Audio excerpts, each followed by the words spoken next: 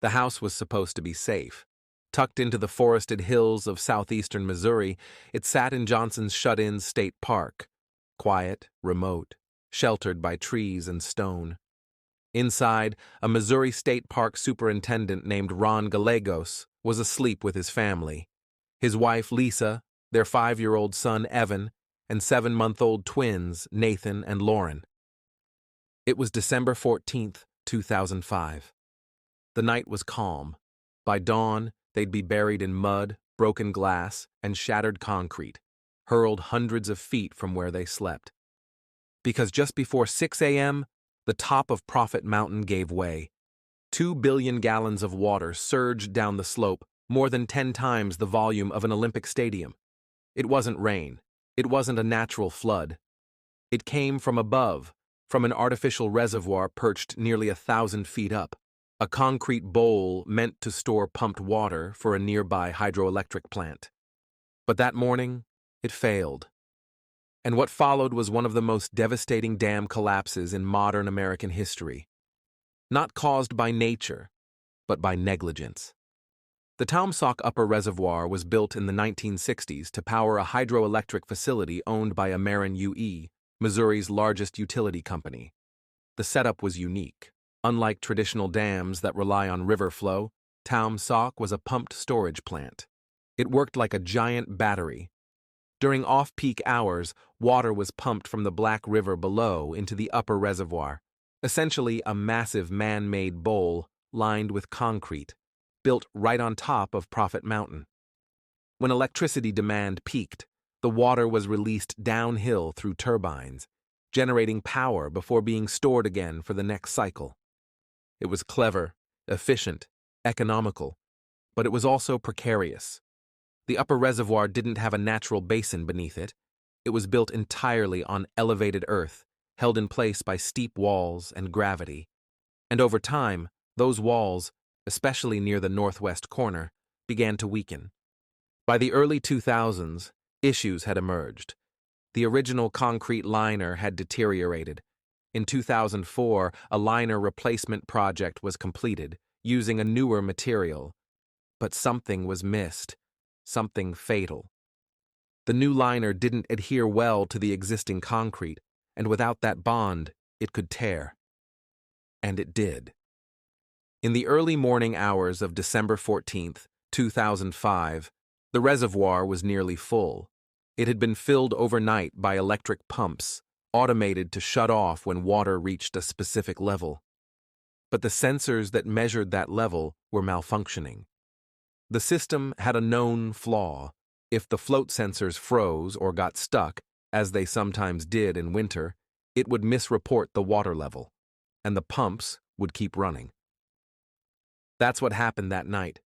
For hours, water continued to pour into the mountaintop bowl, well past its design capacity. At 5:16 a.m., the pressure became too much. The northwest corner of the reservoir wall, where the liner adhesion was weakest, gave way. A 656-foot section of the wall exploded outward, releasing a wall of water more than 20 feet high. In less than 15 minutes, 2 billion gallons of water were gone, not evaporated, released, and directly in its path was the Gallegos family. Ron Gallegos was awake when it hit. In his later testimony, he described hearing something like a freight train growing louder. Then the lights went out, the house shook, and then the water came. It smashed through the park's visitor center, ripped trees from the ground, and slammed into the superintendent's home like a missile. The structure was obliterated, lifted from its foundation, and hurled 400 feet across the park. Ron and Lisa were thrown from their bedroom window. Their children were scattered. Evan, the 5-year-old, was found more than a quarter mile away, tangled in brush, his body broken but still breathing. The twins were found near a creek bed, bruised, cut, soaked, but alive. The miracle was that no one died, but the destruction was almost incomprehensible. The torrent didn't stop at the house. It surged into Johnson's Shut-ins, one of Missouri's most beloved parks. The park's natural features, canyons, rock chutes, river bends were carved by ancient volcanic activity. Visitors came for the trails, the swimming holes, the peace. That morning they were swallowed. Trees were flattened, footbridges washed away, roads and trails vanished. Boulders the size of trucks were displaced like toys. The roar of the water was heard miles away. And then, almost as fast as it began, it was over. The water drained into the Black River, churning mud and debris into the valleys below. What remained was silence, wreckage, and a rising flood of questions. In the days that followed, investigators arrived. What they found was shocking. The reservoir had no overflow spillway, no backup for excess water. Its monitoring system relied on a single set of sensors, which had malfunctioned multiple times. Employees had been aware of the issues, but no one shut down the system manually. Why? Because the plant was operated remotely, from over 100 miles away. Ameren UE had shifted operations to an off-site control center in St. Louis.